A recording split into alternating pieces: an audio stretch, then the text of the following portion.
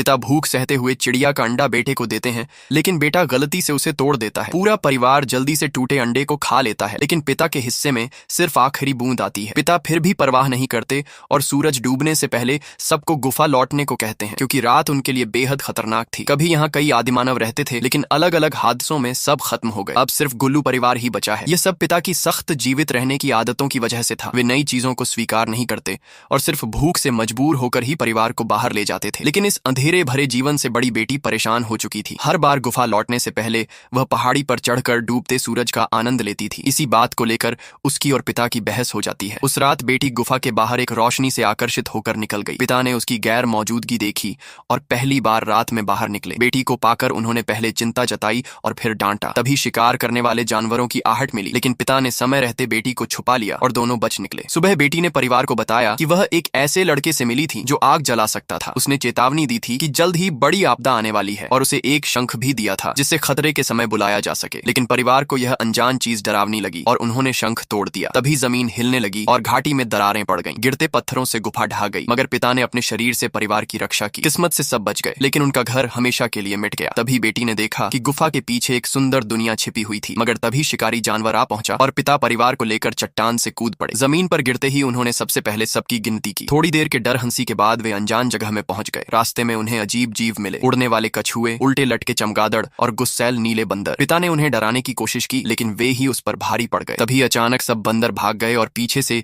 एक विशाल बाघ सामने आ गया। परिवार ने पेड़ पर चढ़ने की कोशिश की, मगर पेड़ असल में एक विशाल जानवर का मुंह निकला। इस तरह वे जंगल से बाहर आ गए। वे एक गुफा में छिपे, लेकिन वह जमीन व्हेल का मुंह था जिसने छींक मारकर सबको बाहर फेंक दिया। जैसे ही वे संभले, वही बाघ फिर आ गया, लेकिन अंधेरा होते ही बाघ डर गया और एक छोटा सा जीव पिता की ओर फेंक कर भाग गया। पिता परिवार को लेकर भागे, मगर खुद एक तंग जगह में फंस गए। इसका अगला पार्ट देखने के लिए वीडियो पर 1000 लाइक का टारगेट पूरा करें।